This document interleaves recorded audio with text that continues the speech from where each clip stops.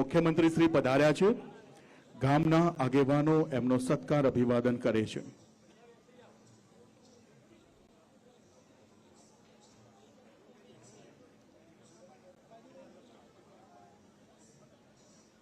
ખૂબ ધન્યવાદ। ખૂબ ખૂબ આભાર।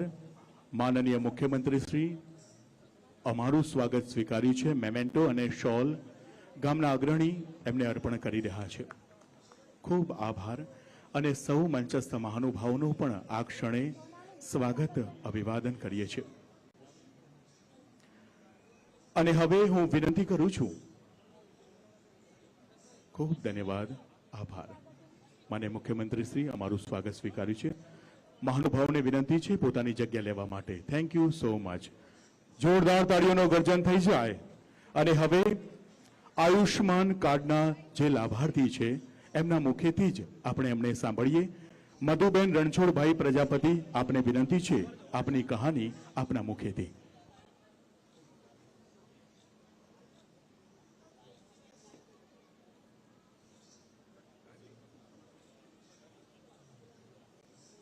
जय स्वामिनारायण भगवान की जय। मारू नाम मधुबेन प्रजापति से। हूँ लवापर गामनी वती से। 65 वर्षनी मारी उमर से। मैंने घूंटणनी बहुत तकलीफ थी तो हूँ दवाखाना में बताव्યું। दवाखाना में मैंने 4 लाखनी एटली परिस्थिति नहीं। आरोग्य खाता में कर्मचारी मैंने आवीने मैंने सलाह आपी। मैं आयुष्मान कार्ड कराव्યું। एना घूंटा में ऑपरेशन कराव्યું। मैंने ऑपरेशन बहुत सख्त જાય છે। गुजरात राज्यना नरेंद्र मोदी साहेब प्रतापे राज्य साहेब प्रतापे मैंने बताया घणું आराम से खूब मैं चाली सकूँ छूं। नरेंद्र साहेब योजना थी मैंने बधी बहनों गरीब ने बधे सहाय मिली से। આવી સહાય બધાને મળતો છે। જય જય ગુજરાત। ખૂબ ખૂબ આભાર મધુબેન રણછોડભાઈ પ્રજાપતિ। આયુષ્માન કાર્ડમાં આપે સરકારશ્રીની યોજનાનો લાભ લીધો અને હવે પ્રતિકાત્મક લાભાર્થીને મંચ ઉપર આમંત્રિત કરીએ। સૌપ્રથમ આ ગામના રમતવીરોને આપણે બધા સન્માનિત કરીએ। માનનીય મુખ્યમંત્રી શ્રી આપણે વિનંતી કરીએ આ રમતવીરોનું આપ સન્માન કરશો। પટેલ હર્ષિલ જીતેન્દ્રભાઈ નેશનલ કક્ષાએ લવારપુર ગામનું ગૌરવ વધાર્યું છે ત્યારે જોરદાર તાળીઓનો ગર્જન થઈ જાય। પ્રજાપતિ રવિ ભૂપેન્દ્રભાઈ આ નેશનલ ટીમ કબડ્ડી ખાતે એમણે આપણા સૌનું અને ગુજરાતનું ગૌરવ વધાર્યું છે। રવિ ભૂપેન્દ્રભાઈ પ્રજાપતિ આપને પણ વિનંતી મંચ પર આવશો। અને વિશ્વની સૌથી મોટી યોજના એટલે પ્રધાનમંત્રી જન આરોગ્ય યોજના એના લાભાર્થીમાં રબારી કાનજીભાઈ માલાભાઈ આપને વિનંતી કરું છું મંચ પર આવીને માનનીય મુખ્યમંત્રીશ્રીના વરદ હસ્તે આ કાર્ડનો સ્વીકાર કરશો। પ્રધાનમંત્રી જન આરોગ્ય યોજનાના લાભાર્થી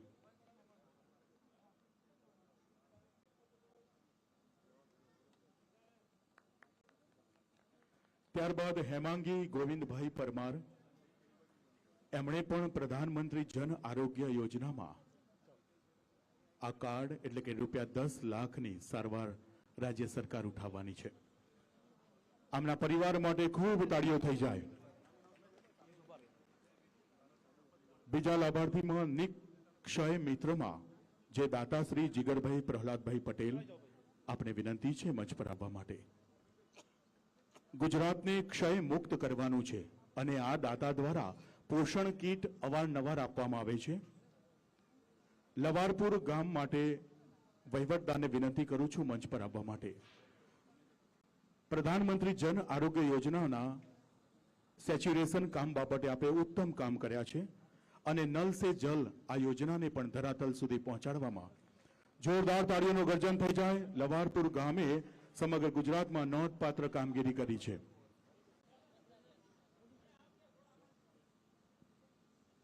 ખૂબ ધન્યવાદ।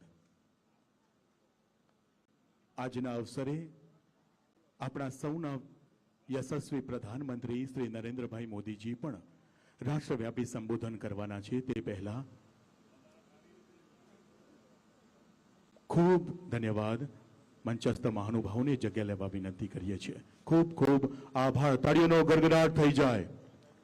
લગભગ 2 દાયકા પહેલા શરૂ થયેલો વિકાસ અને વિશ્વાસની યાત્રા આજે ગામે ગામ પોતાના ઓજસ પાથરી રહી છે અને આજે દેશવાસીઓને નરેન્દ્રભાઈ એમની સાથે કદમના કદમ મિલાવીને આગળ વધી રહી છે ત્યારે લવારપુર ગામે માનનીય મુખ્યમંત્રીશ્રીની ઉપસ્થિતિમાં વિકસિત ભારત સંકલ્પ યાત્રાનો વિધિવત શુભારંભ થયો છે। હું જોરદાર તાળીઓના ગર્જન સાથે માનનીય મુખ્યમંત્રીશ્રીને આમંત્રિત કરીએ છીએ આપના સંબોધન માટે વિનંતી કરીએ।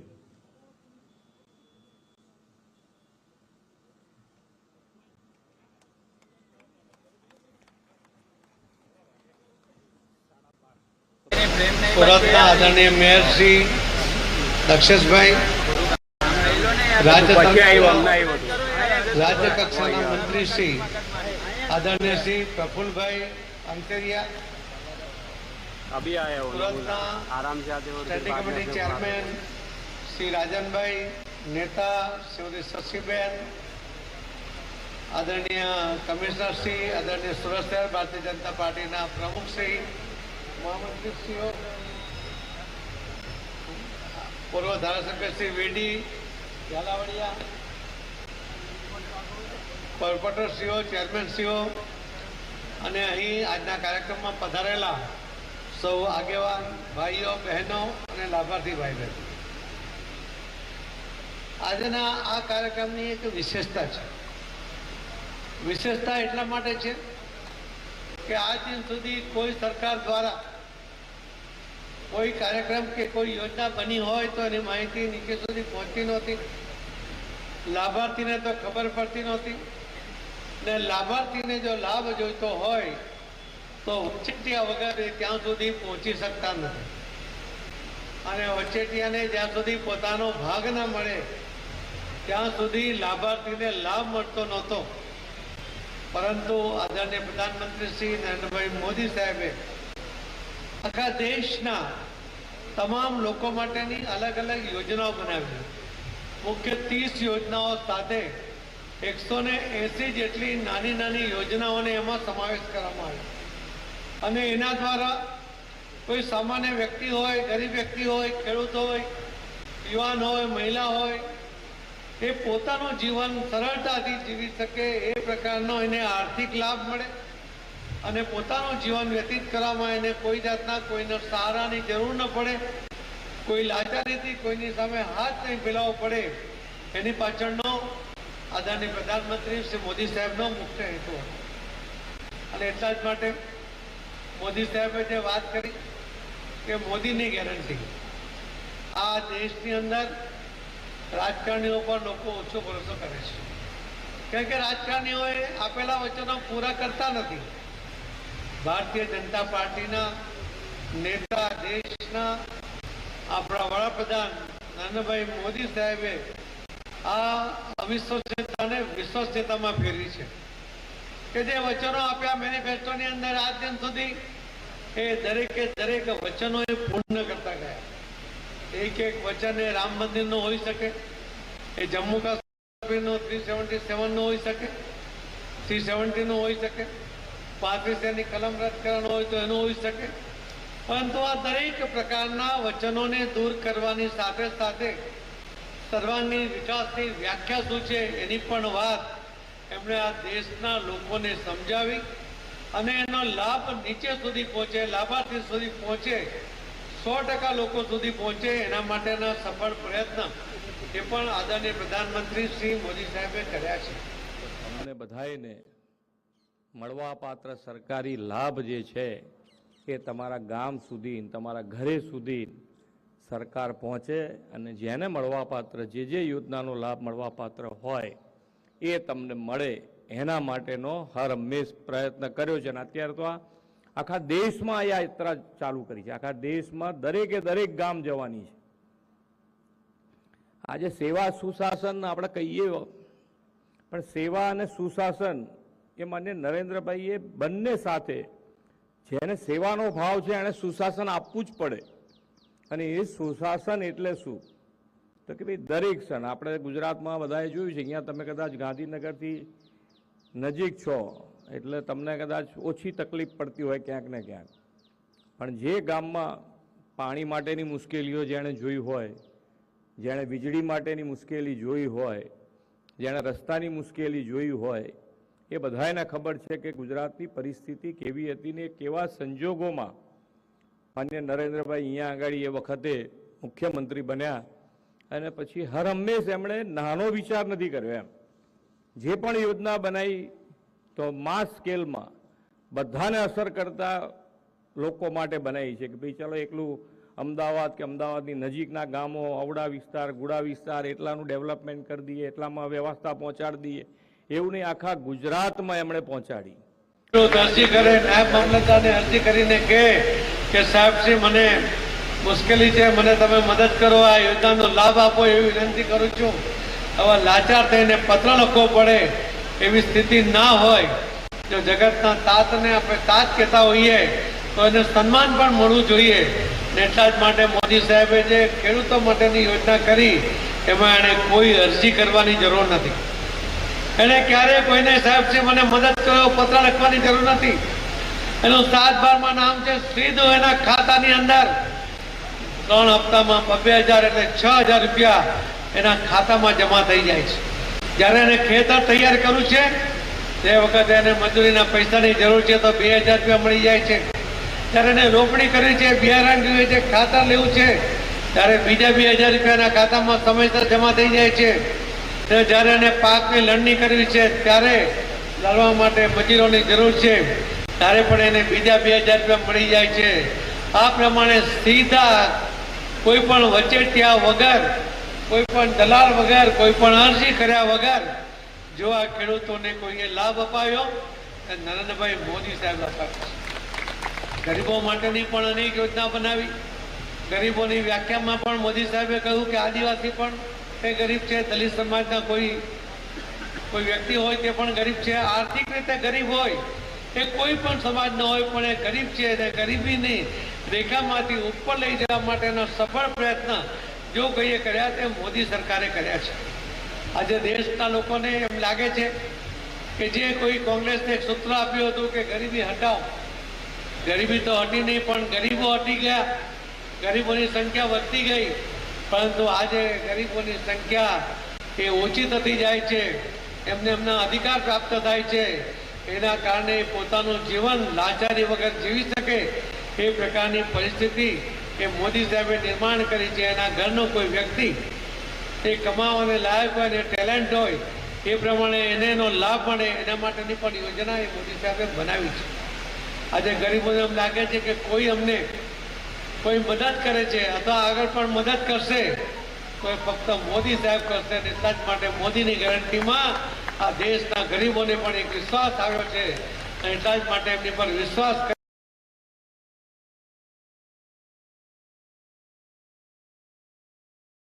કરીને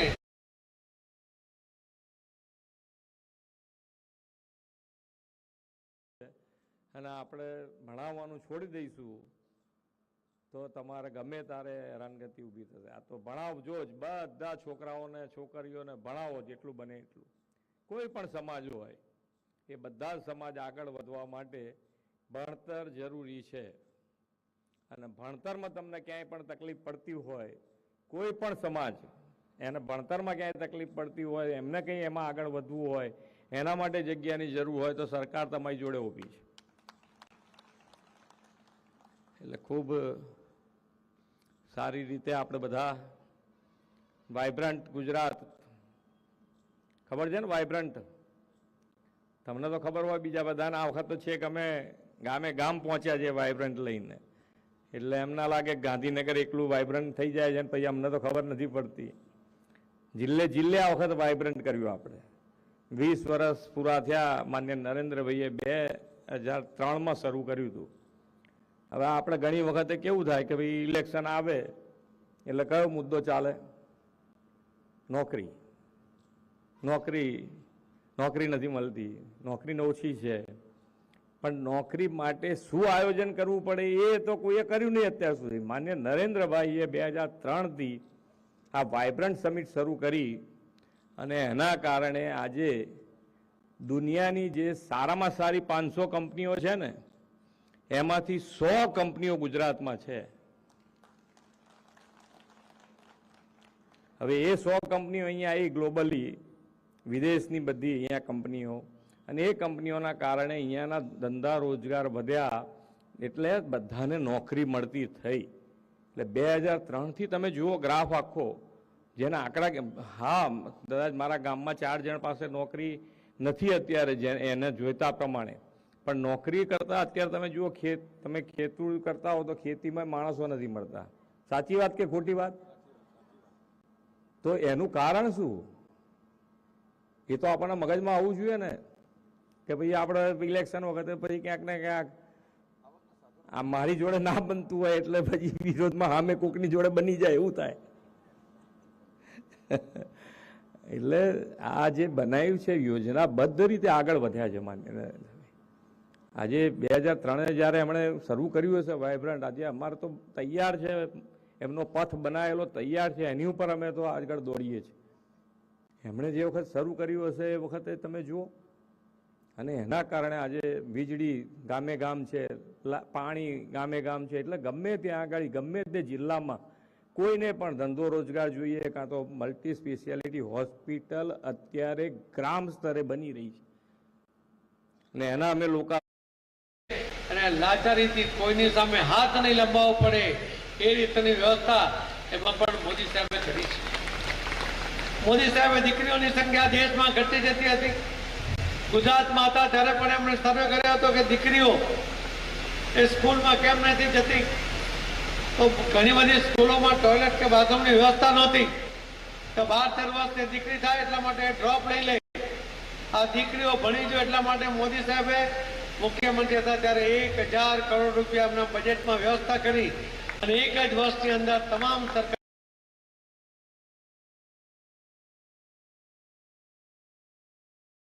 સ્કૂલોની અંદર ટોયલેટની વ્યવસ્થા કરી. એના કારણે આજે રેશિયો પણ ઘટ્યો છે.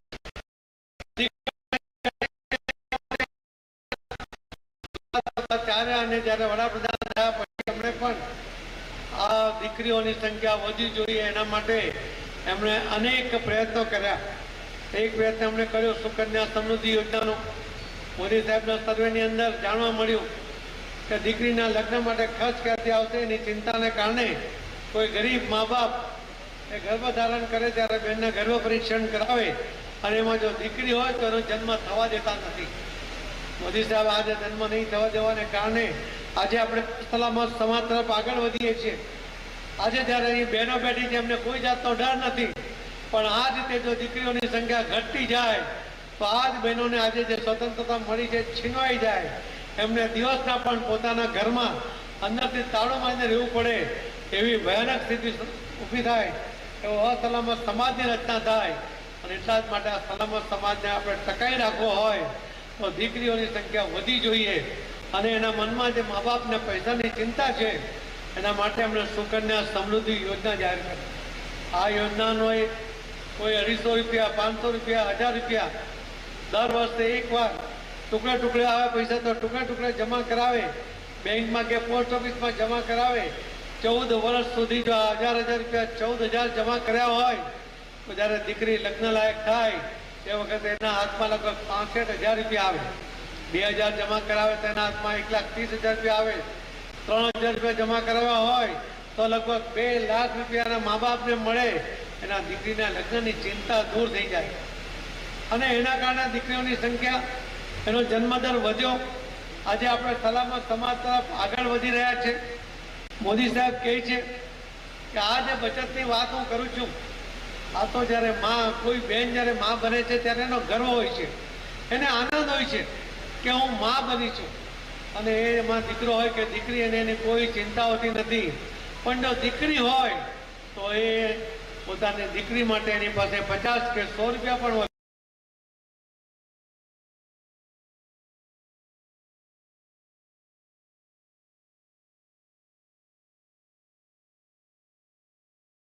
આવે તો એની 4 ઘડી કરીને કબાટમાં સંતાડી દે છે, અનાજના ડબ્બામાં થશે. કે માં જ્યારે બચત કરે છે, કોઈક વાર એ પૈસા ચોરાઈ જવાની શક્યતા છે, કોઈ વાર એ પૈસા વપરાઈ જવાની શક્યતા છે, પણ કે ન ચોરાય કે ન વપરાય તો પણ એ પૈસા વધતા નથી.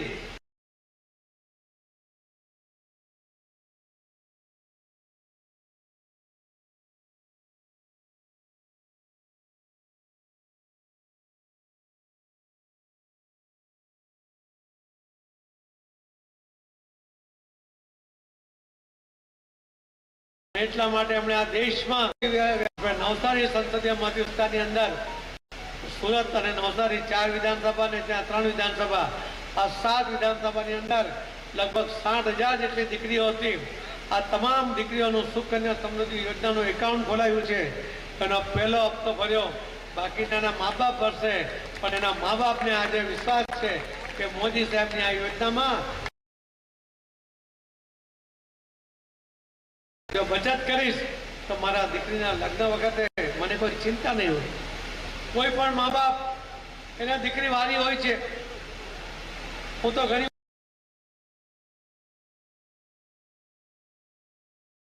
કહું છું કે કોઈ દીકરો એના પિતાને સારું લાગે છે કે મારો દીકરો જો મારા માટે પાણીનો ગ્લાસ લઈને આવ્યો, પણ તે સમય જો એની 3 વર્ષની દીકરી પાણીનો ગ્લાસ છલકાતો લઈને આવે તો એ દીકરાએ આપેલા પાણી કરતા દીકરી આપેલું પાણી વધારે મીઠું હોય છે.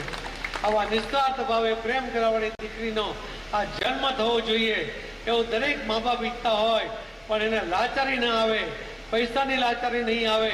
અને એટલા જ માટે આવી યોજનાઓ દ્વારા મોદી સાહેબ એક સમતોલ સમાજની એ વ્યવસ્થા કરી છે.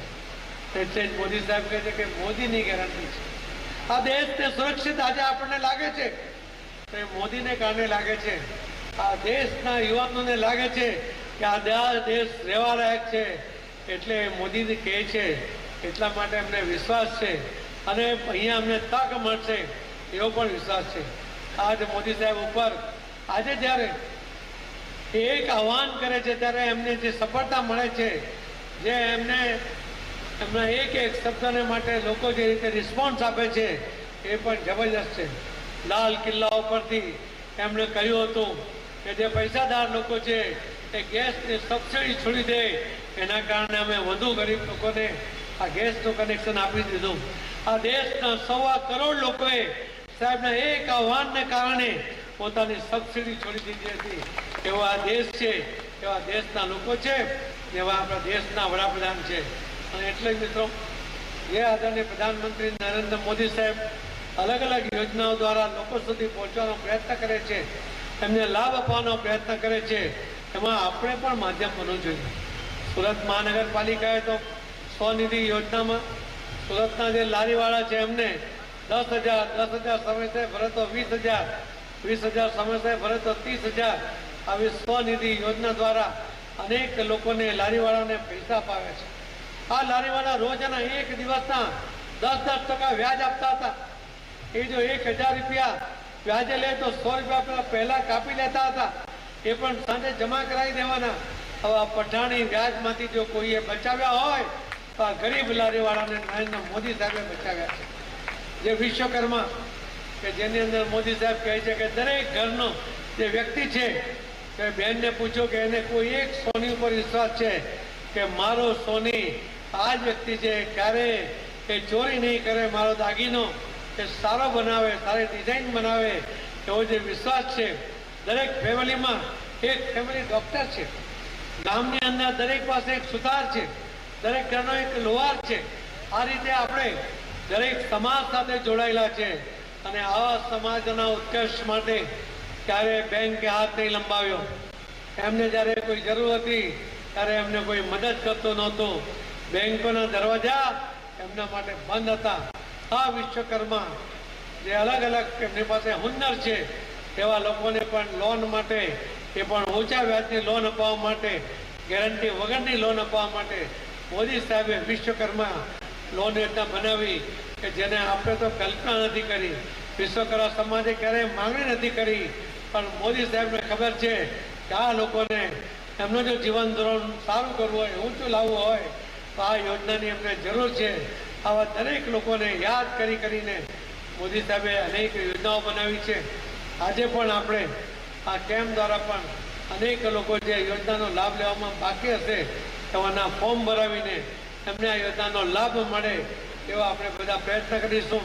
આપ બધાની હાજરી તે કદાચ આપ કોઈ લાભાર્થી નથી, ઘણા બધામાં લાભાર્થી નહીં હશે, પણ એ લાભાર્થી નહીં હોવા છતાં આપ જે રીતે આવા કાર્યક્રમને પ્રોત્સાહિત કરીને જે લાભાર્થી વ્યક્તિઓ છે એમને શોધીને લાભ અપાવવાનો પ્રયત્ન કરો છો, એના કારણે આ દેશ આગળ વધે છે. આપણું ગુજરાત આગળ વધે છે, આપણું સુરત આગળ વધે છે. આપણે દરેકને સમૃદ્ધ કરવાની જવાબદારી જ્યારે આપણી છે અને સરકાર અને મોદીજી આટલી યોજનાઓ દ્વારા દરેકને લાભ પહોંચાડવા માટે તત્પર છે, ત્યારે આવો આપણે સાથે મળીને આ યજ્ઞમાં આહુતિ આપીએ, આપણે લાભાર્થીઓ સુધી લાભ પહોંચે એના માટેના સંનિષ્ઠ પ્રયત્ન કરીએ. એ જ વાત સાથે મારી વાતને વિરામ આપું છું. જય જય ગરી ગુજરાત, ભારત માતા કી જય. ભારત માતા કી જય. સાહેબ શ્રી આપનો ખૂબ ખૂબ આભાર. આપ શ્રીએ લાગણીસભર શબ્દોની અભિવ્યક્તિ કરી એ માટે. અત્રે પધારેલા માનનીય શ્રી મુકેશભાઈ દલાલ, આપશ્રીને આવકારીશું. આપના આગમનને આ પુષ્પગળી અત્યારે આ બહેન મંચ પર આવી અને આવકારી રહ્યા છે અને સાથે જ ગીતાબેન સોલંકી गार्डन समिति ना माननीय अध्यक्ष, आपको पण स्वागत सम्मान प्रधानमंत्री मोदी के प्रति लोगों का ये प्यार ही है कि विकास रथ के नाम से शुरू की गई ये गाड़ियां माननीय प्रधानमंत्री श्री नरेंद्र भाई मोदी वाली साहब गाड़ी के नाम गेहूं भी मिलते हैं, चावल भी मिलते हैं. पीएमजी घर मिला था, वो घर पा करके हम अच्छा लगा है, कोयल भी अच्छा लगा है. हम एक ठो खुशागार लेटिन मिला था, वो कायन भी मिला था. हम घर को बहुत खुशी है. हमको सरकार को धन्यवाद देता हूँ. मेरे स्वयं सहायता समूह का नाम संत सेवालाल महाराज संस्थान है. मैं यहाँ बतौर लिपिका काम करती हूँ. हमें अपना उद्योग शुरू करने के लिए 3 लाख की मदद सरकार से मिली. बड़ी संख्या में यात्रा से जुड़ते लोग और उनका उत्साह विकसित भारत के रोड मैप को सुदृढ़ कर रहा है. इस अटूट संकल्प की सिद्धि ही नए भारत की पहचान है.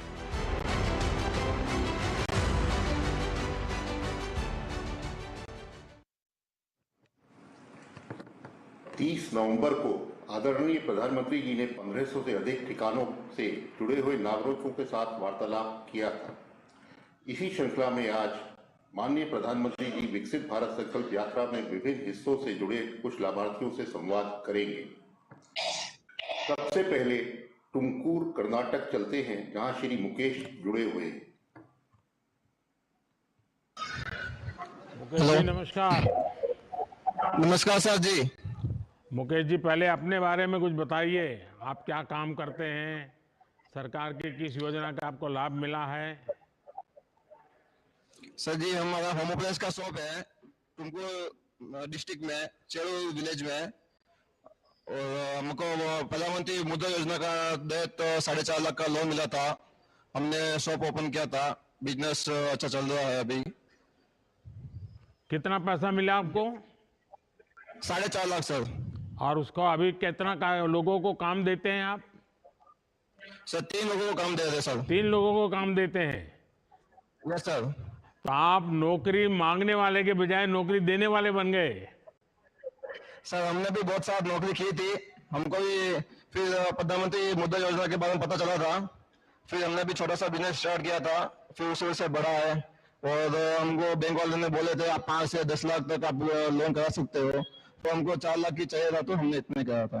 अच्छा मुकेश जी, क्या आपको लगता था कि इतनी आसानी से आपको बैंक से लोन मिल जाएगा और आप अपना पैर पे खड़े हो जाएंगे और आप इस प्रकार से काम आगे बढ़ाएंगे? ऐसा कभी विचार आया था? नहीं सर, एक्चुअली हमने आज से एक 6-7 साल पहले ट्राई किया था. हमको नहीं मिला था उस टाइम. अभी आपका जो प्रधानमंत्री मुद्रा योजना का लाभ मिलने का बहुत अच्छा फायदा हुआ हमको. पहले हमने सोचा था 2-3 बार, तो हमको लोन नहीं मिला था. फिर आपका जो प्रधानमंत्री योजना से ऑटोमेटिकली बैंक वाले सोशल मीडिया में हमको पता लगा कि आप छोटे मोटे बिजनेस वाले को लोन दे रहे हैं, तो हमको लोन मिला था. वो आज हम अच्छा बिजनेस कर पाए हैं.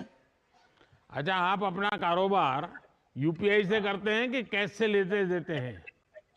नहीं सर, हमारे यहाँ पे विलेज में तो 50-50 हो रहा है सर. थोड़ा यूपी में हो रहा है, थोड़ा कैश में भी हो रहा है. नहीं तो आप धीरे धीरे करके 100% यूपीआई पर जा सकते हैं. हाँ सर, पक्का जा सकते हैं सर. क्योंकि अब तो गांव के लोग भी यूपीआई उपयोग करते हैं. हाँ सर, 50 to 60% अभी यूपीआई चल रहा है सर. और 30-40% जो बुजुर्ग लोग हैं उनको मोबाइल चलाना नहीं आता है. जो विलेज में तो वो बुजुर्ग लोग ही हमारे कस्टमर ज्यादा है, तो उन्होंने कैश एंड कैरी में कर रहे हैं अभी तक वो. देखिए, यूपीआई करने से आपको फायदा ये है कि बैंक से भविष्य में बड़ा लोन लेना है तो रिकॉर्ड आपको बहुत काम आता है। हाँ सर, नहीं सर, हम सभी कस्टमर को बोलते हैं, जितना भी कस्टमर आता है यूपीआई पहले कीजिए, उनके पास यूपीआई नहीं है तो हम कैश पे लेते हैं सर। चलिए मुकेश जी, आप देश की युवा शक्ति का प्रतीक है। आपने साबित कर दिया है कि भारत का युवा अगर मेहनत करना तय कर ले तो कैसे नई दुनिया खड़ी कर देता है। और वो ना सिर्फ रोजगार की इच्छा करता है, बल्कि वो 2-4 और लोगों को रोजगार देता भी है। हमारी भी सरकार आपके जैसे युवा साथियों की मदद करने के लिए हर संभव प्रयास कर रही है। आइए अब देखते हैं कौन है जो मोदी की गारंटी वाली गाड़ी के पास खड़े जुड़ने वाले हैं मेरे से। अब हम चंडीगढ़ चलते हैं, जहां मोना जी जुड़ी हुई हैं। मोना जी नमस्ते। नमस्ते सर जी, बहुत बहुत धन्यवाद।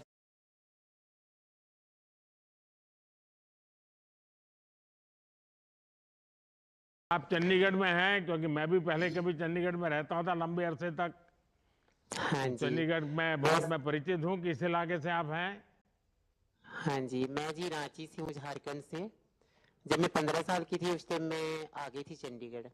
तो उस टाइम से मैं अपना काम की, मैं बधाई में नहीं की, मैं किन्नर हूँ, अपना काम करती हूँ। धीरे धीरे मैं चाय की स्टॉल लगाई L&T mall phase 1 industry area में। वहाँ मेरा काम बहुत अच्छा चलता है सर, चाय का काम है सर। अच्छा मोना जी, आपने बताया कि आप चाय की दुकान चलाती हैं। अब तो हाँ जी, मुझे जानना है कि क्या अनुभव आता है। चाय खुद बनाती हैं और वो भी लोग बनाने वाले आपके साथ हैं? नहीं सर, मैं अकेली अपना काम करती हूँ। अच्छा। 6 से 10। हाँ जी। कितने लोग दिन भर आते हैं? सुबह कितने बजे चालू कर देते हैं आप?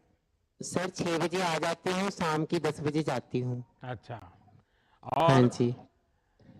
स्वनिधि का आपको लाभ मिला? हाँ जी, बहुत लाभ मिला मुझे। वहाँ पे मुझे 10,000 की लोन प्राप्त हुई। जब मुझे पता लगा, लॉकडाउन के टाइम पे बहुत स्थिति मेरी खराब हो गई थी, कोई सपोर्ट में नहीं था। फिर मैं अकेली हो गई, मैं कि अब कहाँ से, अब कैसे दुकान करूँगी। फिर मुझे कॉर्पोरेशन तरफ से फ़ोन आया कि मोना जी आपका लोन आया हुआ है 10,000 का।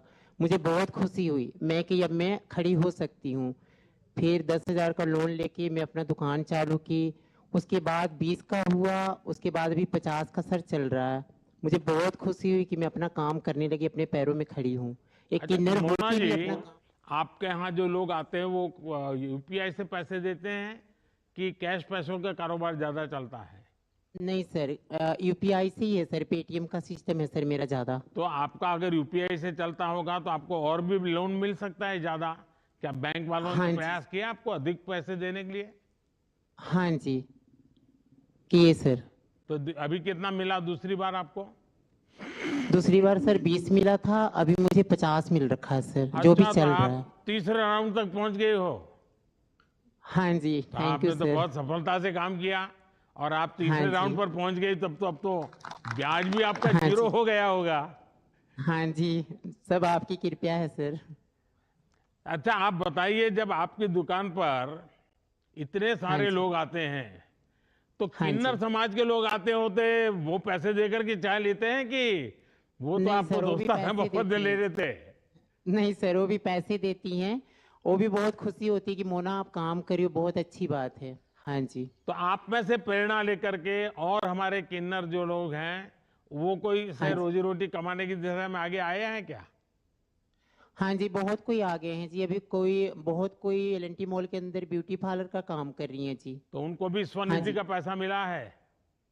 नहीं जी, उनको तो नहीं मिला है, वो तो मॉल में जॉब करती हैं। अच्छा। बाकी हमारी 2 और हैं, विजेता जी है और एक डिम्पल जी हैं। वो भी अपना चाय का ही स्टॉल लगा रखे हैं, उनको भी मिला है जी। हाँ जी। तो मोना जी आपकी पढ़ाई कितनी हुई? पढ़ाई सर 8वीं की हूँ। अच्छा, और मूल हाँ आप जी। झारखंड से हैं? हाँ जी सर, रांची। अच्छा मोना जी, पिछले 9 वर्षों में हमारी सरकार ने हाँ सबका जी। साथ सबका विकास किया है। हाँ जी। हमारी हर उस वर्ग तक पहुंच रही है जो अब हाँ तक जी। हाशिए पर थे। हाँ जी आपके सर। काम और आत्मविश्वास ने एक बार फिर साबित किया है कि हाँ हमारे जी। प्रयास सही दिशा में हो रहे हैं। शायद आपको मालूम हाँ होगा हाँ कि जी। हाँ हम जी। लोगों ने जो आसाम का रेलवे स्टेशन है हाँ उस जी। रेलवे स्टेशन पे जितनी दुकानें हैं वो सारे जी। किन्नर समाज के लोग चलाते हैं। हाँ रेलवे जी ने उनको सर, दिया हाँ जी। है और उनका हाँ जी। कारोबार बहुत अच्छा चल रहा है। बहुत ज़्यादा अच्छा। हाँ जी। चलिए मोना जी, आपसे बात करके बहुत अच्छा लगा। आपकी थैंक यू मेहनत और सर। आपने इसको आगे बढ़ाया और तीसरे हाँ राउंड जी। तक आपको लोन मिलना, 50,000 तक आप हाँ पहुंच जी। गए। बहुत बहुत बधाई है मेरी तरफ से आपको। हाँ आइए जी, आपको भी सर। अब मोदी की गारंटी वाली गाड़ी पे कहाँ जुड़ रहे हैं हम।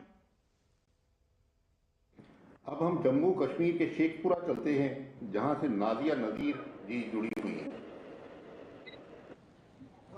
नाजिया जी नमस्ते। नमस्ते, आदाब सर, जय हिंद। आदाब आदाब। नाजिया जी बताइए कैसे हैं आप और क्या काम बस मैं करती ठीक हैं। हूँ।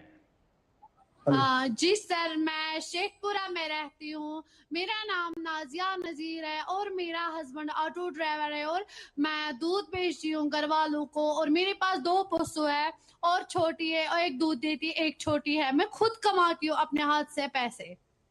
अच्छा, आपके परिवार में कौन कौन लोग हैं जो जिसमें आपको मदद करते हैं। मेरा हस्बैंड है और मेरे 2 बच्चे जो गवर्नमेंट स्कूल में पढ़ते हैं और मेरी मदर इन लॉ है और मेरा ससुर पिछले साल डेथ हुआ है और मैं हूँ। अच्छा नाजिया जी, पहले की तुलना में अब आपके गांव में क्या बदलाव आया है, आपको क्या लगता है क्या परिवर्तन आया है। हमें शेखपुरा में पानी की बहुत किल्लत थी। हमें पहले मटके में पानी लाना था, कुएं से पानी लाना था। जीजीएम की वजह से हमें गवर्नमेंट ने पाइपलाइन बिछाए, उसकी वजह से हमें पाइपें मिले हैं। और सर, हम मोदी जी के शुक्रगुजार है, उसकी वजह से हमें बहुत बहुत शुक्रगुजार है। उसकी वजह से हमें घर पर ही साफ सुथरा पानी मिल रहा है और हमने बहुत स्कीमों का लागू उठाया है। उज्ज्वल गैस, पहले हमें रसोई में गैस नहीं था, फिर हमें गैस मिला और उसके साथ चूल्हे मिले और ओल्ड पेंशन मिल रहा है और बच्चों को खाना मिल रहा है और 5 साल आपने और खाना ऐसे ही दिया। हमें आपका शुक्रगुजार होना चाहिए मोदी साहब। नाजिया जी, जब ये गारंटी वाली गाड़ी आपके गांव पहुंची तो लोगों को कैसे लगा। ये छोटे छोटे बच्चे भी बहुत बड़ी मात्रा में हैं, उनको क्या लगा, वो क्या पूछते हैं आप लोगों को। हमें कश्मीरी कल्चर है, इज़्ज़त जलाते हैं हम पहले। जब हमें शुभ काम होता है हम पहले इज़्ज़त की सौगात करते हैं सर। नाजिया जी, आपसे बात करके बहुत अच्छा लगा और इतनी बड़ी तादाद में मैं सब बहनें देख रहा हूं तो मुझे खुशी हो रही है कि इनके मन में भी कुछ न कुछ विकास की दिशा में अपने पैरों पर खड़े होकर के सरकार की योजनाओं का लाभ लेकर के बच्चों का भविष्य उज्जवल करने का जज्बा मैं देख रहा हूं। आप लोगों का उत्साह भी मेरे लिए एक बहुत बड़ा शक्ति का स्रोत होता है। और मुझे बताया गया है कि कश्मीर में ये जो संकल्प यात्रा के कार्यक्रम होते हैं, कहते हैं बहुत बड़े होते हैं, सैकड़ों की तादाद में लोग आते हैं और गांव के बाहर तक स्वागत करने के लिए चले जाते हैं। आने के बाद बहुत बड़ा जुलूस निकालते हैं, स्वागत करते हैं। तो ये जो कश्मीर के लोगों का उत्साह है, जम्मू कश्मीर में जो एक वातावरण बना है, तो मैं मानता हूं इससे पूरे देश को सकारात्मक संकेत जाता है और आपकी जो नई पीढ़ी है उनका भविष्य उज्जवल होने की गारंटी बन जाता है। और मोदी की गाड़ी की गारंटी यही है कि मुझे नई पीढ़ी को एकदम आश्वस्त करना है। और आज जम्मू कश्मीर, लद्दाख से लेकर पूरे देश में लोग विकसित भारत के संकल्प के साथ जुड़ रहे हैं। मेरा विश्वास है कि हम सब मिलकर तय करेंगे कि भाई हमें हमारे देश को आगे ले जाना है और जब देश आगे जाएगा तो हम सबको लाभ मिलने वाला है। तो मैं समझता हूं कि इस सिद्धि में जो भागीदारी मैं देख रहा हूं आप सबकी, मैं आप सबको बहुत बहुत बधाई देता हूं। आइए अब देखते हैं कहां पर मोदी गारंटी वाली गाड़ी हमें पहुंचा देती है। तो अब हम चलेंगे दरभंगा बिहार में, जहां प्रियंका जी हमारे साथ जुड़ी हुई हैं। प्रियंका जी नमस्ते। नमस्ते मोदी जी। प्रियंका जी बताइए, ये भी बताइए कि आपको सरकार की किन किन योजनाओं का लाभ मिला है, अपने बारे में भी बताइए। सर मेरा नाम प्रियंका देवी उर्फ प्रियंका यादव है। घर कटैया, प्रखंड जाले, दरभंगा से हैं। और सर मेरा 3 बच्चे हैं। सर मेरा 3 बच्चे हैं और पति पत्नी हैं हम, और मेरा एक सासू माँ है, ससुर डेथ कर गया है पिछले साल, और मेरा पति मुंबई में मजदूरी करता है। सर मजदूरी करता है। मेरा राशन कार्ड मिला है जो मुफ्त में। आप लॉकडाउन में इतना मतलब हम लोग पूरा महिलाओं को, गरीब को आप इतना देखें जो मत पूछिए। हम क्या सोच भी नहीं सकते हैं जो आप इतना किए। बहुत आर्थिक स्थिति बहुत खराब हो गया कोरोना टाइम में। तो मेरा आप मुफ्त में अनाज दिए, कुछ जनधन योजना में आप कुछ खाते में भी पैसा भेजे, उनसे हम लोग पूरा जीवन के आहार था उस वक्त मेरा कोरोना टाइम में। अच्छा प्रियंका जी, जब ये गारंटी वाली गाड़ी आपके गांव आई है तो वहाँ क्या माहौल है? इतनी बड़ी तादाद में सब बहनें बैठी हैं, उत्साह का माहौल है, तो क्या लगता है लोगों को? मिथिलांचल का रीति रिवाज से उसको हम गारंटी वाला मोदी को गाड़ी को बहुत सम्मान करते हैं और पूरा खुशी से मनाया जाता है, और मतलब खूब बहुत काफी जोरदार से चल रहा है सर। अच्छा भाई, अनाज मिल जाता है, घर में गैस का चूल्हा आ गया है, तो समय भी बचता होगा अब तो। जी सर, 3 बच्चा है, घर में जो चूल्हा मिला है और गैस मिला है उनसे नहीं, समय तो उसके कारण अब गैस का चूल्हा आ गया तो समय भी बच जाता होगा आपका। तो जो समय बचता है उसका कुछ उपयोग करते हैं क्या आप? सर समय जो बचता है हम अपना उससे उपयोग करते हैं, क्योंकि समय सकाल से बच्चा को तैयारी करके स्कूल भेजते हैं, खाना पीना खिला के। तकरा बाद समय जो हमारा बचता है तो अपना घर परिवार देखते हुए फिर बच्चा को केयर करते हैं हम, और मतलब खेती बाड़ी किसान के मतलब अथी हैं हम। तो घर में आने के बाद बच्चों को भी कुछ पढ़ाती हो आप? सर हम मैट्रिक इंटर किए हुए हैं। हम घर में जो बच्चा आता है स्कूल से तो हम उनको पढ़ाते हैं। अच्छा, बच्चे को देखभाल। तो बच्चों को मालूम है सरकार की इन सारी योजनाओं का? बच्चों के स्कूल में बातें होती है? जी सर, बच्चों को पता है। अच्छा, गांव में सब लोग, किसी को अगर योजना नहीं मिली होगी, मानो कोई है जिसको उज्ज्वला का गैस नहीं मिला होगा, तो वो आपको कहते होंगे कि आपको कैसे मिला और मुझे तो मिला नहीं, तो उसके लिए आप कैसे उनको सलाह देती है? आप तो पढ़ी लिखी हैं। सर पूरा गांव में जहाँ तक हम रहते हैं कटैया में सबको उजाला गैस मिला है, घर तक पहुँच गई, और जिसको नहीं पता था उसको कैंप लगा के दिया गया है। चलिए, सबको पहुंचाए सुन करके मुझे बहुत अच्छा लगा। लेकिन ये जो मोदी की गारंटी वाली गाड़ी आई है ना, मैं आप सबको कहता हूँ, अभी भी जहाँ जहाँ कुछ लोगों को मिलना बाकी रह गया है उसको भी मैं लिस्ट बना रहा हूँ। मैं सामने से पूछने के लिए निकला हूँ कि भाई बताओ कोई रह गया है क्या, और आने वाले समय में जितना जल्दी हो सके ये सारी योजनाएं मैं आगे बढ़ाना चाहता हूँ।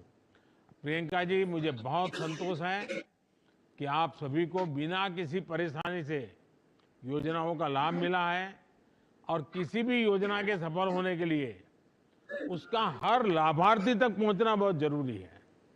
वरना देश में तो पहले बहुत सी योजनाएं बन जाती हैं, दिया जलाना, फीता काटना, और सब कागजों पर ही चलता रहता था। हमारी कोशिश है कि नहीं, जो योजना बनती है वो हकदार जो है उसको ढूंढो, वहां तक पहुंचो, और उसको उसका फायदा मिलना चाहिए। तब जाकर के देश में जो हमें गांव गांव में बदलाव लाना है वो आएगा। और इसलिए हम लाभार्थियों को जानकारी भी देना, जो उनको पता नहीं पता देना, और फिर उनको जोड़ देना। अब गारंटी वाली गाड़ी गांव गांव जाकर हर लाभार्थी तक योजनाओं को पहुंचा रही है। अब देखिए, हमें विकसित भारत बनाना है ना, तो हमें हर परिवार में बदलाव लाना है। और आप जैसी पढ़ी लिखी बेटियां गांव में हैं तो मैं पक्का मानता हूं कि गांव के सब लोग जागरूक होकर के हम सभी महिलाएं एक रहना है। आजकल लोग हमारे है वो दिखना है नहीं, हम सब महिलाएं एक है। हम महिलाओं की एक ही जाति है, हम सब एक ही जाति की महिला है। हम सब महिलाओं की जात इतनी बड़ी है कि हम सब मिल करके अब सारी मुसीबतों का मुकाबला करेंगे। तो इस मूड में आप लोग काम करिए।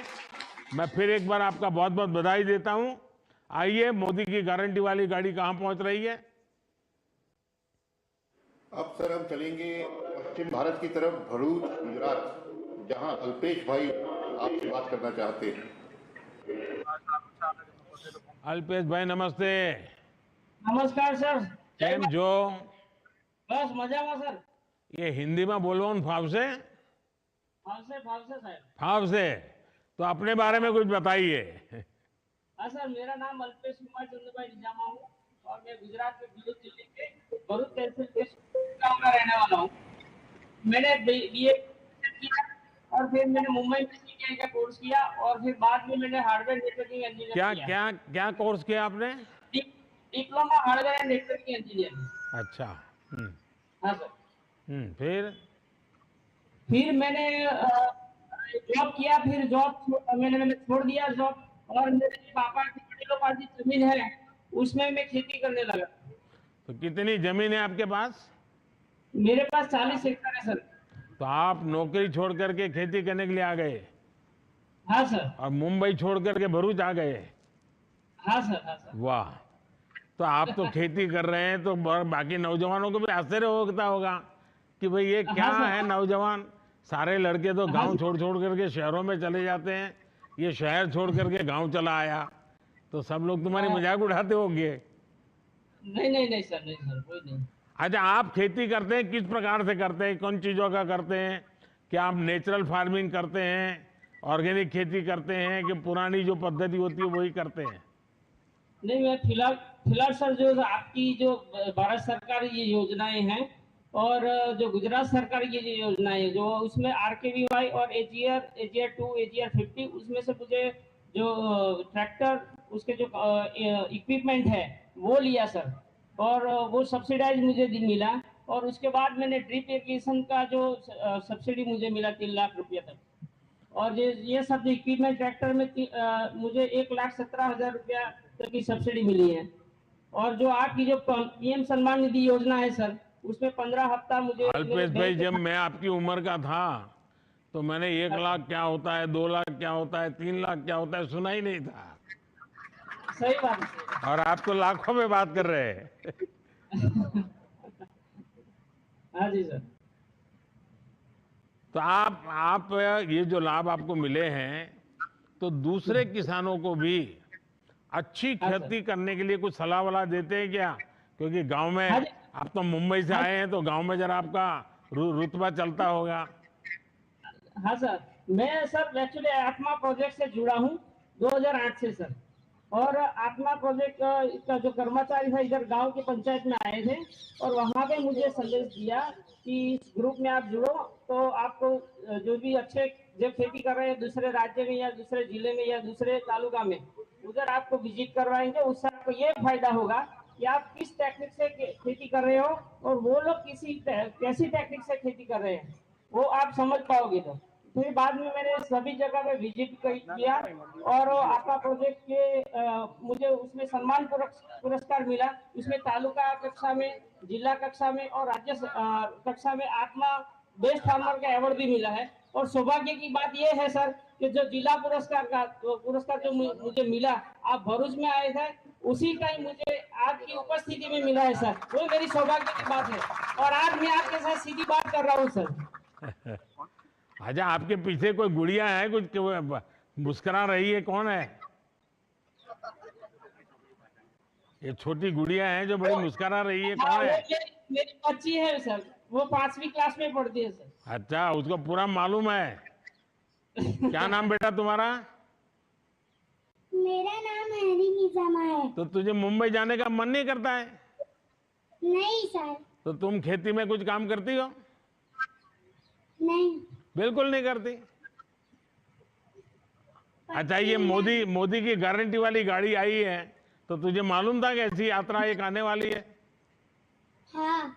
अच्छा, तो तुम्हारे सब दोस्तों को बताओगी? हाँ। पक्का बताओगी? अच्छा, वहां जितने लोग बैठे हैं उन सबको भारत माता की जय का नारा लगवाओ। भारत माता की, भारत माता की, वंदे वंदे। वाह, देखिए अल्पेश भाई, आप देश के युवाओं के लिए प्रेरणा है। आपने साबित किया है कि देश में कृषि में अच्छा काम करने के लिए भी अपार संभावनाएं हैं। आज बहुत से युवा खेती की तरफ मुड़ रहे हैं। हमारी कोशिश है कि हम अपने किसानों को बीज से लेकर बाजार तक का बेहतर माहौल दें। हमारी कोशिश है कि नई तकनीक, इनोवेशन और नई सोच से हम किसानों की मदद करें। पढ़े लिखे युवाओं का खेती में आना इस संकल्प शक्ति को बड़ी ताकत देता है।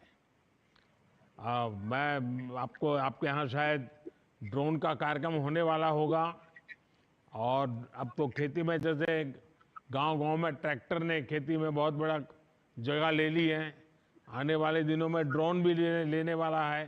तो इस जो मोदी की गारंटी वाली गाड़ी आती है ना, उसमें एक ड्रोन का कार्यक्रम भी होता है। तो सब को समझना चाहिए।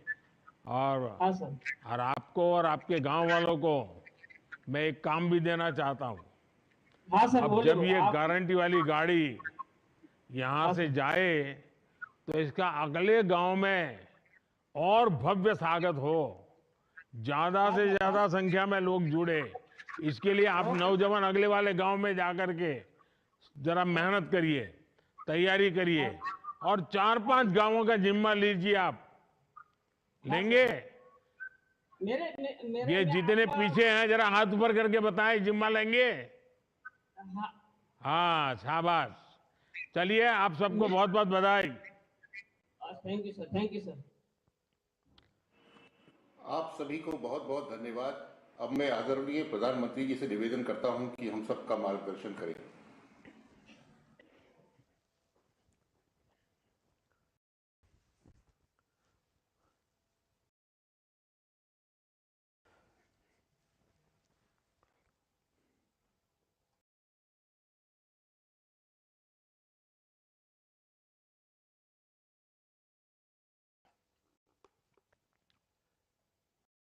नमस्कार।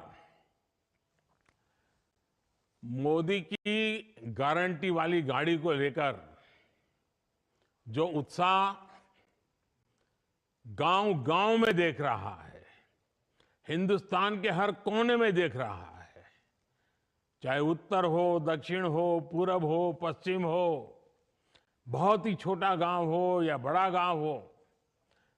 और कुछ तो जान पर मैंने देखा है कि गाड़ी का रूट नहीं है, फिर भी लोग गांव वाले रास्ते में आके खड़े हो जाते हैं और गाड़ी को खड़ी रख करके सारी जानकारियां लेते हैं।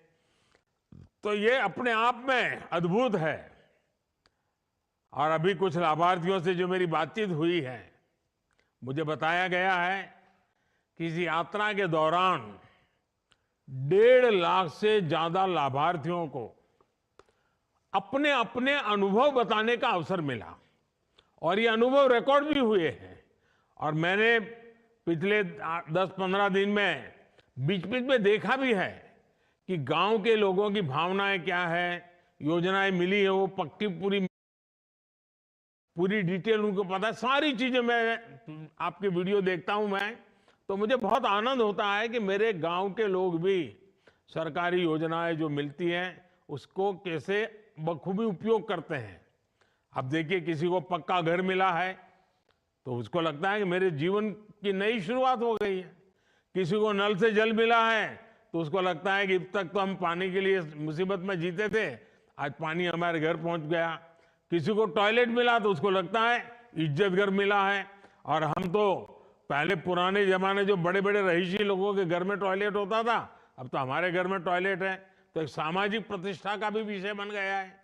किसी को मुफ्त इलाज मिला है, किसी को मुफ्त राशन मिला है, किसी को गैस कनेक्शन मिला है, किसी को बिजली कनेक्शन मिला है, किसी का बैंक खाता खुला है, किसी को पीएम किसान सम्मान निधि पहुंच रही है, किसी को पीएम फसल बीमा का लाभ मिला है, किसी को पीएम स्वनिधि योजना से सहायता मिली है, किसी को पीएम स्वामित्व योजना के जरिए प्रॉपर्टी कार्ड मिला है। यानी मैं योजनाओं के नाम अगर बोलूंगा, जब मैं देख रहा था कि हिंदुस्तान के हर कोने में चीजें पहुंची है। देश भर के गांवों में करोड़ों परिवारों को हमारी सरकार की किसी न किसी योजना का जरूर लाभ मिला है। और जब ये लाभ मिलता है ना, तब एक विश्वास बढ़ता है। और विश्वास, एक छोटी लाभ मिल गया, जिंदगी जीने की एक नई ताकत आ जाती है। और इसके लिए उन्हें किसी सरकारी दफ्तर में बार बार चक्कर लगाने की जरूरत नहीं पड़ी। भीख मांगने की जो मनस्थिति रहती थी वो गई। सरकार ने लाभार्थियों की पहचान की और फिर उन तक लाभ पहुंचाने के लिए कदम उठाए। तभी आज लोग कहते हैं कि मोदी की गारंटी यानी गारंटी पूरा होने की गारंटी। मेरे परिवारजनों, विकसित भारत संकल्प यात्रा ऐसे लोगों तक पहुंचने का बहुत बड़ा माध्यम बनी है जो अब तक सरकार की योजनाओं से नहीं जुड़ पाए। इसे शुरू हुए अभी 1 महीना भी नहीं हुआ है, 2-3 हफ्ते ही हुए हैं, लेकिन ये यात्रा 40,000 से ज्यादा ग्राम पंचायत और कई शहरों तक पहुंच चुकी है। ये बहुत बड़ी बात है कि इतने कम समय में अब तक 1.25 करोड़ से अधिक लोग मोदी की गारंटी वाली गाड़ी तक पहुंचे हैं, उसका स्वागत किया है, उसको समझने का प्रयास किया है, उससे जुड़ने की कोशिश की है, उसको सफल करने का काम किया है। लोग इस गारंटी वाली गाड़ी का आभार प्रकट रूप से कर रहे हैं, स्वागत कर रहे हैं। और मुझे बताया गया है कि कई जगहों पर कार्यक्रम शुरू होने से पहले ही कई तरह की गतिविधियां पूरी की जा रही है। यानी मैं देखता हूं कि ऐसे एक कार्यक्रम को, जिसके साथ कोई बड़ा नेता नहीं है, सिर्फ भारत को आगे बढ़ाना है, हमारे गांव को आगे बढ़ाना है, हमारे परिवार को आगे बढ़ाना है, सरकारी योजनाओं का लाभ लेकर के आगे बढ़ना है, इतने से एक संकल्प के लिए ये गारंटी वाली गाड़ी पहुंचने से पहले गांव वालों ने जो काम किया है, वो जो जानकारियां मुझे मिली है वो अद्भुत। जैसे कुछ गांवों में एक सप्ताह तक बड़ा स्वच्छता अभियान चलाया कि भाई चलो मोदी की गारंटी वाली गाड़ी आने वाली है, पूरा गांव लग गया स्वच्छता के अभियान में। कुछ गांवों में जो बताया गया कि सुबह 1 घंटा प्रभात फेरी कर रहे हैं, गांव लोग के जागृति सुना रहे हैं। कुछ जगह पे स्कूलों में जो प्रार्थना सभाएं होती हैं, तो वहां जो जागरूक टीचर है, उन्होंने विकसित भारत क्या है, आजादी के 100 साल होंगे तब तक कैसे आगे बढ़ना है, ये बच्चे तब 25-30 साल के 35 साल के हो जाएंगे, तब उनका भविष्य कैसा होगा, इन सारे विषयों की स्कूल में चर्चाएं कर रहे हैं आजकल। यानी ऐसे जागरूक जो शिक्षक हैं वो भी लोगों को शिक्षित कर रहे हैं। और स्कूल के बच्चों ने गारंटी वाली गाड़ी के स्वागत में कई गांवों में बढ़िया रंगोलियां बनाई है। कुछ लोगों ने कलर वाली रंगोली नहीं बनाई, तो गांव के फूल पत्ते पौधे लेकर के, कहीं सूखे पत्ते से और हरे पत्ते जोड़ करके बहुत बढ़िया बढ़िया रंगोलियां बनाई है। अच्छे नारे लिखे हैं लोगों ने। कुछ स्कूलों के अंदर नारे लिखने की स्पर्धाएं हुई है।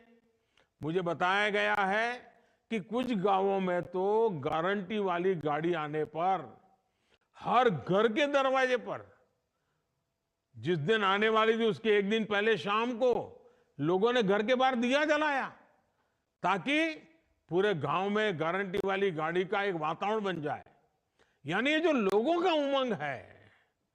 और कुछ लोग तो मैंने सुना कि गांव के बाहर तक जाते हैं, गाड़ी आने वाली है तो पूजा का सामान लेकर के, आरती लेकर के, फूल लेकर के, गांव के दरवाजे यानी गांव के बाहर जो पेड़ होता है, नाका होता है या गेट होता है, वहां तक गए और गाड़ी का स्वागत करते हुए अंदर तक ले गए, नारे बोलते बोलते।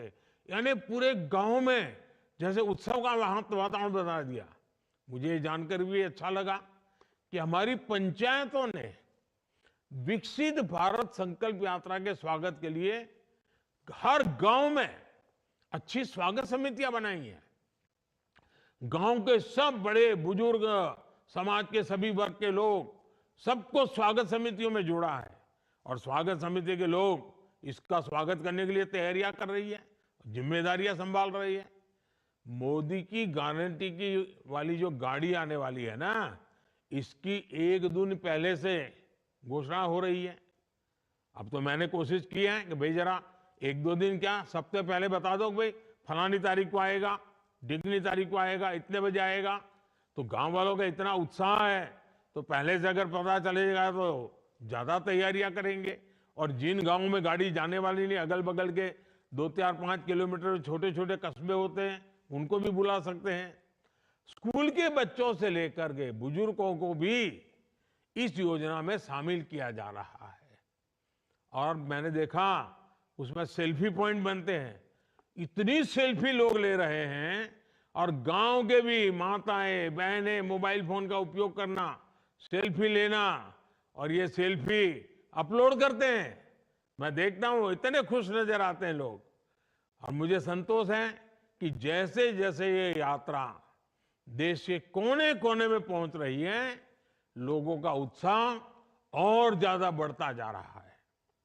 ओडिशा में जगह जगह पारंपरिक ट्राइबल डांस से नृत्य करते हैं लोग, जो परंपरागत हमारे आदिवासी परिवारों में होता है। इतना शानदार नृत्य हो रहे हैं, उनका स्वागत किया है।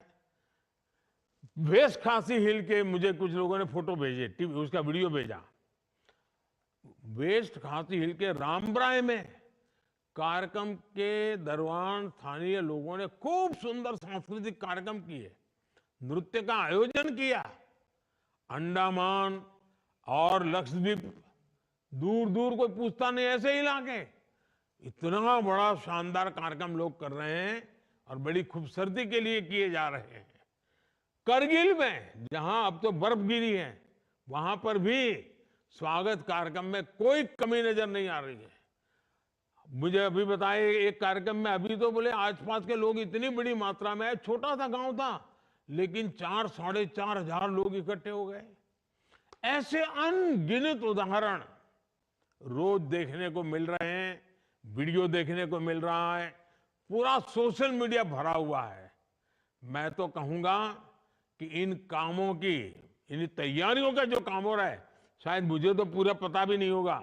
इतनी विविधताएं लोगों ने की है, इतने उसमें नए रंग भर दिए हैं, नया उत्साह भर दिया है। मुझे तो लगता है शायद इसका एक बहुत बड़ी लिस्ट बनानी चाहिए, ताकि गारंटी वाली गाड़ी जहां जहां पहुंचने वाली है उनको भी तैयारी करने के लिए काम आ जाए। ये सारे सुझाव जो लोगों ने किया है, वो अनुभव उनको भी काम आ जाए। तो ये कि उसकी भी अगर एक लिस्ट बन जाए और वो भी पहुंच जाए तो गांवों में उत्साह बढ़ाने में काम आएगा।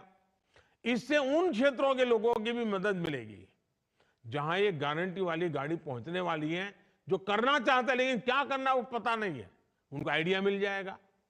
साथियों, सरकार की लगातार कोशिश है कि जब मोदी की गारंटी वाली गाड़ी पहुंचे तो गांव का हर एक व्यक्ति उस गाड़ी तक जरूर पहुंचना चाहिए। घंटे भर के लिए खेत का काम छोड़ करके जाना चाहिए। हर बच्चों को, बूढ़ों को, बुजुर्गों को, सबको ले जाना चाहिए, क्योंकि हमें देश को आगे बढ़ाना है। और जब ऐसा होगा तभी हम हर लाभार्थी तक पहुंच पाएंगे, तभी 100% सैचुरेशन का जो संकल्प है ना, वो पूरा हो जाएगा। हमारे इस प्रयास का गांव गांव में असर भी दिखाई दे रहा है। मोदी की गारंटी वाली गाड़ी पर पहुंचने के बाद लगभग 1 लाख नए लाभार्थियों ने उज्ज्वला योजना के तहत मुफ्त गैस कनेक्शन ले लिया है, आवेदन किया है। कुछ गांव है, जैसे अभी मैं बात कर रहा था बिहार से, तो हमारी प्रियंका जी कह रही थी मेरे गांव में सबको वो पहुंच गया है, अच्छा लगा मुझे। लेकिन कुछ गांव है जहां एक दो लोग रह गए, तो ये गाड़ी पहुंचती है तो वो भी ढूंढ ढूंढ के उनको दे रहे हैं। इस यात्रा के दौरान मौके पर ही 35 लाख से अधिक आयुष्मान कार्ड भी दिए गए हैं। और आयुष्मान कार्ड यानी एक प्रकार से किसी भी बीमार व्यक्ति को जीवन जीने का एक बहुत बड़ा अवसर की गारंटी बन जाता है। गारंटी वाली गाड़ी पहुंचने पर जिस प्रकार लाखों लोग अपना हेल्थ चेकअप करा रहे हैं, और मुझे खुशी है कि सभी राज्यों में हेल्थ का कैंप लगता है इसके साथ। तो गांव में डॉक्टर बड़े बड़े आ रहे हैं, मशीन आ रहे हैं, तो सबका मेडिकल चेकअप हो जाता है, शरीर की तपास हो जाती है, तो पता चल जाता है कुछ कमी है क्या। मैं समझता हूं ये भी एक बहुत बड़ा सेवा का भी काम है, संतोष मिलता है। बड़ी संख्या में लोग अब आयुष्मान आरोग्य मंदिरों में जाकर, जिसको पहले हेल्थ एंड वेलनेस सेंटर कहते थे, अब लोग उसको आयुष्मान आरोग्य मंदिर कह रहे हैं, वहां पर जाकर के भी भांति भांति के टेस्ट करवा रहे हैं। साथियों, केंद्र सरकार और देश की जनता के बीच एक सीधा रिश्ता, एक भावात्मक रिश्ता। और मैं तो जब कहता हूं ना आप मेरे परिवारजन, तो मेरे परिवारजनों तक पहुंचने का ये आपके सेवक का एक नम्र प्रयास है। मैं आपके गांव तक आ रहा हूं, गाड़ी के माध्यम से आ रहा हूं। क्यों? आपके सुख दुख का साथी बनूं, आपकी आशा आकांक्षाओं को समझूं, उसको पूरा करने के लिए पूरी सरकार की शक्ति लगाऊं। हमारी सरकार माई बाप सरकार नहीं है, बल्कि हमारी सरकार तो महतारी पिता की सेवक सरकार है। माँ बाप का जो एक बच्चा सेवा भाव करता है ना, वैसे ही ये मोदी आपकी सेवा का काम करता है। और मेरे लिए तो जो गरीब है, जो वंचित है, वे सब लोग जिनको कोई पूछता नहीं है, जिनके लिए सरकारी दफ्तरों के दरवाजे तक बंद है, जिनको कोई नहीं पूछता है, उनको मोदी सबसे पहले पूछता है। मोदी पूछता ही है ऐसा नहीं, मोदी पूजता भी है। मेरे लिए तो देश का हर गरीब मेरे लिए वीआईपी है। देश की हर माता, बहन, बेटी मेरे लिए वीआईपी है। देश का हर किसान मेरे लिए वीआईपी है। देश का हर युवा मेरे लिए वीआईपी है। मेरे परिवारजनों, देश में हाल में हुए विधानसभा चुनावों के परिणामों की आज भी बहुत चर्चा हो रही है। इन चुनाव नतीजों ने यह साफ कर दिया है कि मोदी की गारंटी में ही दम है। मैं सभी मतदाताओं का आभारी हूं जिन्होंने मोदी की गारंटी पर इतना भरोसा किया। लेकिन साथियों, सवाल ये भी है कि जो हमारे विरोध में खड़े हैं, उन पर देश को भरोसा क्यों नहीं है? दरअसल कुछ राजनीतिक दलों को ये सीधी बात समझ नहीं आ रही है कि झूठी घोषणाएं करके वो कुछ हासिल नहीं कर पाएंगे। चुनाव सोशल मीडिया पर नहीं, जनता के बीच जाकर जीतना होता है। चुनाव जीतने से पहले जनता का दिल जीतना आवश्यक होता है। जनता के विवेक को कम आंकना ठीक नहीं है। अगर कुछ विपक्षी दलों ने राजनीतिक स्वार्थ के बजाय सेवा भाव को सर्वोपरि रखा होता, सेवा भाव को ही अपना काम समझा होता, तो देश की बहुत बड़ी आबादी अभाव में, मुसीबतों में, तकलीफों में न रहती। दशकों तक सरकारें चलाने वालों ने अगर ईमानदारी से काम किया होता, तो जो गारंटी मोदी को आज पहले ही पूरी हो गई होती।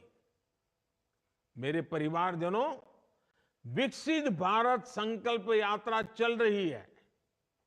इसमें भी बहुत बड़ी संख्या में हमारी नारी शक्ति ही शामिल हो रही है। हमारी माताएं बहनें जुड़ रही हैं। मोदी की गारंटी की गाड़ी के साथ फोटो खिंचाने की भी उनमें होड़ मची है।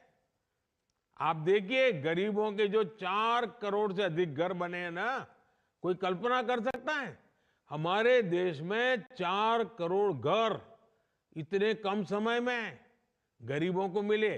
और सबसे मेरी खुशी तो इसमें है कि 4 करोड़ घर मिले ना, उसमें 70% लाभार्थी महिलाएं हैं। मतलब कि अगर किसी गांव में 10 घर बने हैं तो उसमें से 7 पक्के घर माताओं के नाम पर रजिस्टर हो गए हैं, जिनके नाम पहले 1 रुपये की भी संपत्ति नहीं थी। आज मुद्रा ऋण के हर 10 लाभार्थियों में से भी 7 महिलाएं ही हैं।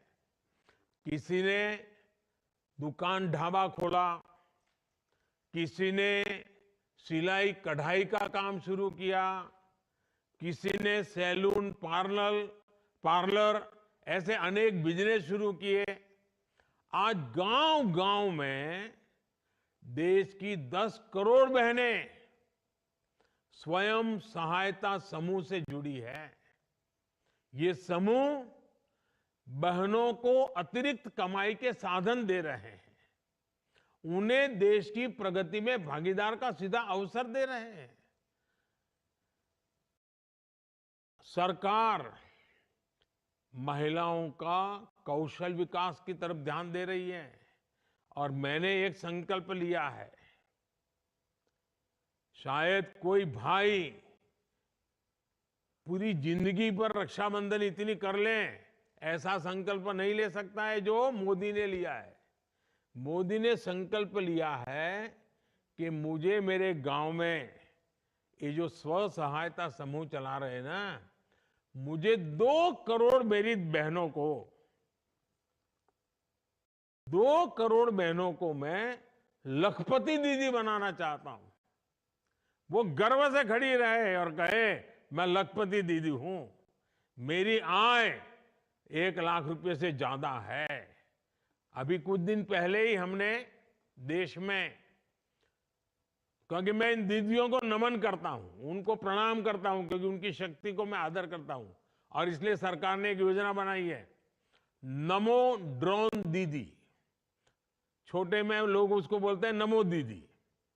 ये नमो ड्रोन दीदी है, या तो कोई कहे उसको नमो दीदी, ये अभियान शुरू किया गया है।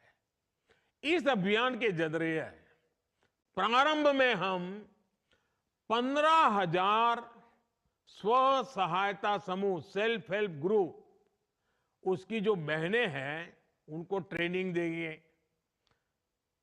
ये नमो ड्रोन दीदी बनाएंगे, फिर उनको ड्रोन दिया जाएगा, और गांव में जैसे ट्रैक्टर से खेती का काम होता है, वैसे दवाई छिड़कने का काम हो, फर्टिलाइजर छिड़कने का काम हो, फसल को देखने का काम हो, पानी पहुंचाए कि नहीं पहुंचाए वो देखने का काम हो, ये सारे काम अब ड्रोन कर सकता है।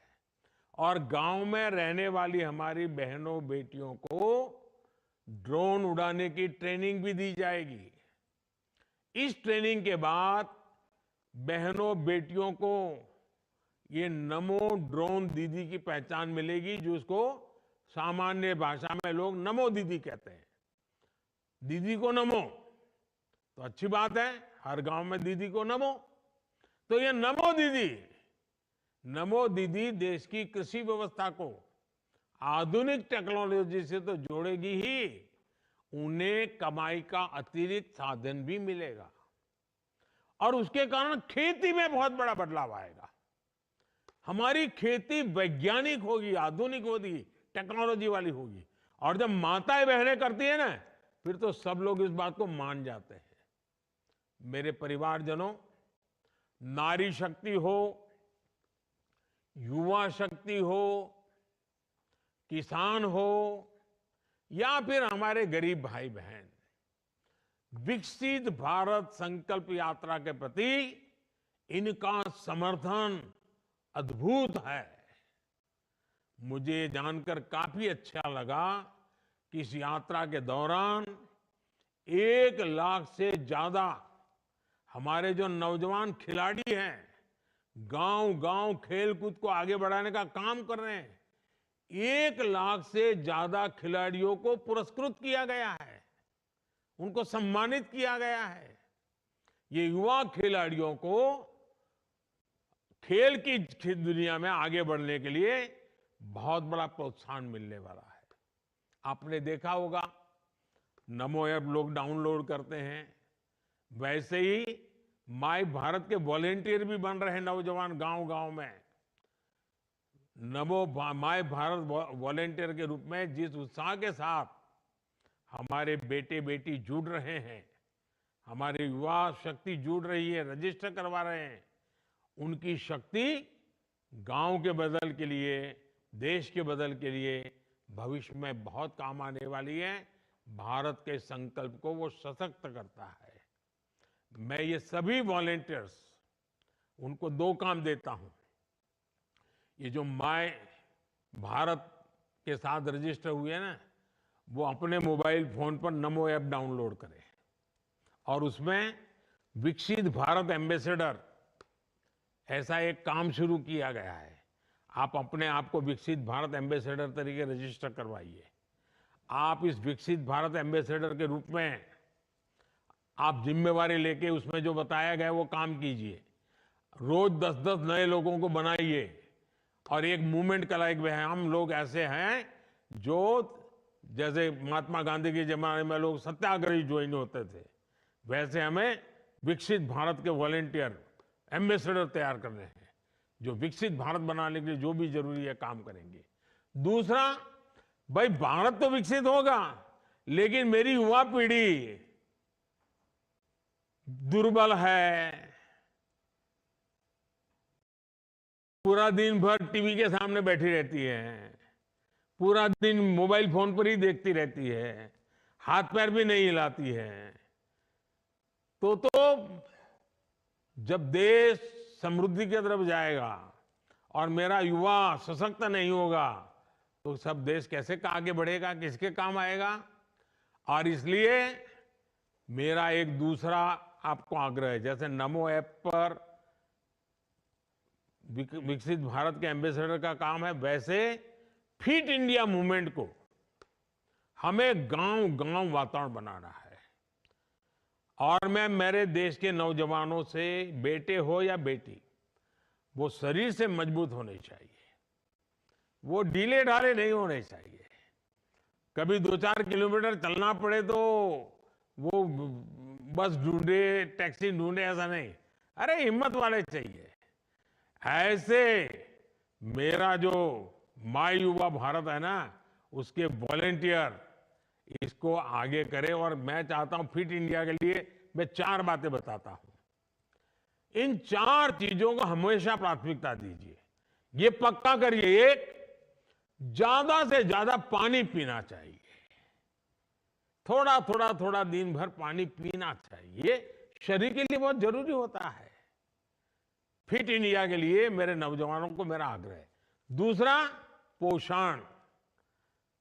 हमारा मिलेट्स कितना बढ़िया ताकत देता है जी, हम मिलेट्स को खाने की आदत डलाएं। तीसरा, पहला पानी, दूसरा पोषण, तीसरा पहलवानी। पहलवानी मतलब थोड़ा व्यायाम करो, कसरत करो, दौड़ो, जरा खेलकूद करो, पेड़ पर लटको, उतरो, बैठो, पहलवानी करनी चाहिए। और चौथा, पर्याप्त नींद। पर्याप्त नींद शरीर के लिए बहुत जरूरी है। इन 4 चीजों को तो फिट इंडिया के लिए हर गांव में कर सकते हो। इसके लिए गांव में कोई नई व्यवस्थाओं की जरूरत नहीं है। देखिए, स्वस्थ शरीर के लिए हमारे चारों तरफ बहुत कुछ है, हमें उसका फायदा उठाना है। अगर इन चारों पर ध्यान देंगे तो हमारे युवा स्वस्थ होंगे, और जब हमारा युवा स्वस्थ होगा और जब विकसित भारत बनेगा ना, तब इन युवाओं को उसका सबसे ज्यादा फायदा लेने का अवसर मिलेगा। तो इसकी तैयारी में ये भी जरूरी है। विकसित भारत के लिए नोटे ही निकले, पैसे ही निकले, धन ही कमाए, ऐसा नहीं है। बहुत प्रकार के काम करने हैं। लेकिन आज मैं एक काम बताया हूं और वो है फिट इंडिया का। मेरे नौजवान, मेरे बेटे बेटी तंदुरुस्त होने चाहिए। हमें कोई लड़ाई लड़ने नहीं जाना है, लेकिन किसी भी बीमारी से लड़ने की पूरी ताकत होनी चाहिए। अच्छा काम करने के लिए अगर 2-4 घंटे ज्यादा काम करना पड़े, पूरी ताकत होनी चाहिए। मेरे परिवारजनों, इस संकल्प यात्रा के दौरान हम जो भी शपथ ले रहे हैं वो सिर्फ कुछ वाक्य भर नहीं है, बल्कि हमारे जीवन मंत्र बनने चाहिए। चाहे सरकारी कर्मचारी हो, अधिकारी हो, जनप्रतिनिधि हो या फिर सामान्य नागरिक, हम सबको पूरी निष्ठा से साथ जुटना है, सबका प्रयास लगना है, तभी भारत विकसित होने वाला है। हमें विकसित भारत का सपना पूरा करना है, मिलजुल करके करना है। मुझे बहुत अच्छा लगा आज देश भर के लाखों मेरे परिवारजनों से मुझे सीधी बात करने का मौका मिला है। ये कार्यक्रम इतना उत्तम है, इतना बढ़िया है कि मेरा मन करता है मैं थोड़े दिन के बाद फिर अगर समय निकल पाया तो फिर यात्रा के साथ आप सबके साथ जुड़ूंगा और जिस गांव में यात्रा होगी उस गांव के लोगों से फिर से बात करने का मौका मिलेगा। मेरी आप सबको बहुत बहुत शुभकामनाएं हैं। धन्यवाद। Subscribe now and press the bell icon. Never miss an update.